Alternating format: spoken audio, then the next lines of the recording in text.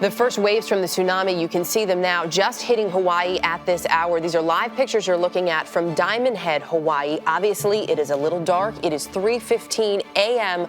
local time, but again, we are just beginning to see the waves of the tsunami triggered by the 8.9 magnitude quake in Japan begin to reach U.S. shores as they are reaching the shores of Hawaii. Robert Nisbet is a Sky News reporter who is joining us on Skype this morning from Honolulu.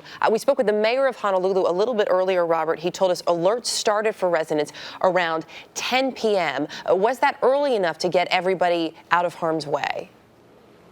Well, they were certainly pretty alarming, I can tell you that. I, like many of the 100,000 tourists who are on the islands here, was completely confused by the noise and what was going on. You know, I'm not used to tsunami warnings. I know people in Hawaii probably learn about them at school, but there are a lot of tourists here. I'm in Waikiki. I'm in my hotel room. I'm on the 8th floor, and I'm part of what they call a vertical evacuation, making sure that tourists who are above the 3rd floor stay in their rooms and they don't wander around and try and get photographs of the waves. I think that has been the biggest concern here. But in terms of hearing the audible warnings, they were pretty loud. They've been pretty consistent. And there were extraordinary scenes in the shops just below me here of people rushing in, buying water, dried food, alcohol, anything they could get.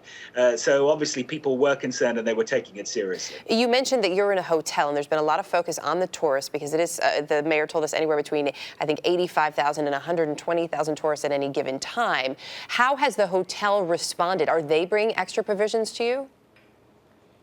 Well, certainly they've been keeping us in touch with developments, but you sense that they are trying to feel their way through this as well. They're getting information, I presume, from the mayor's office. They're trying to communicate it to us. I mean, it wasn't that they called us. We called down to them, first of all, and they said, look, just stay where you are. You're not in the immersion zone. You're in a safe area, but just stay above a certain height. And there are a number of people. I can look outside the balcony of my room here, and I can see there are a number of people with their telephoto lenses trained on the ground waiting for the wave to hit, but people seem to be pretty sensible. I don't see many people out on the streets. So just those few people, everybody else seems to be heeding the warnings. I know you said above the 3rd floor they want you to stay in your rooms, or is it just that you have to stay sort of on that floor? Have people been milling around in the hallways? Are you getting a sense of how people are feeling about this?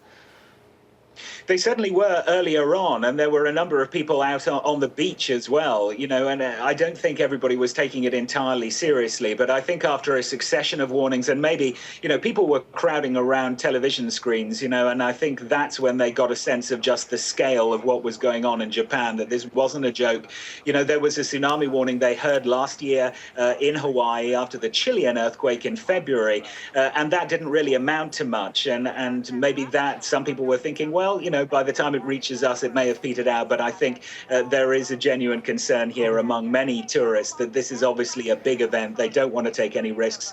Looking at my balcony, I'm not seeing many people moving around. Right, and we're actually looking at some live pictures now. It's a little dark, but we can make out those the white parts of the waves as they're starting to come ashore from the tsunami. Hawaii is also a huge tourist destination for the Japanese. Did you happen to see, when you were out and about a little bit late tonight, any Japanese tourists that you could make out? And if so, were you able to speak with any of them?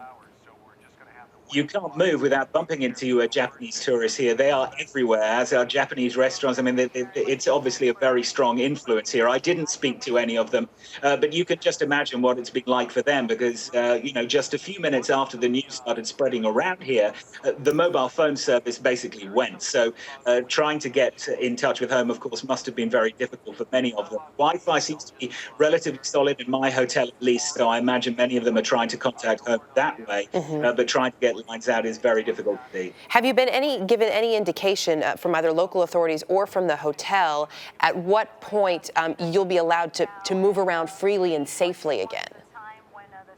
What they have made very clear is that this is not a single event. This could be one wave followed by another wave. We could be talking about hours. So they're saying, you know, just listen and wait for further instructions. Don't expect this is just one wave and then think, okay, I can get out there. But this, you know, the potential for more devastating waves afterwards is still there, and we have to wait for advice. Robert, we appreciate you giving us this glimpse of what's happening in Honolulu right now. Robert Nisbet from Sky News joining us.